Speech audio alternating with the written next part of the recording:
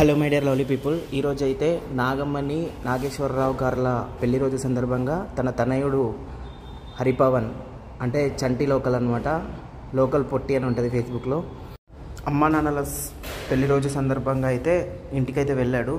అందుకోసం నేను అమ్మ నాన్నల పెళ్లి రోజు నాడు ఇంటికాడ ఉంటున్నాను.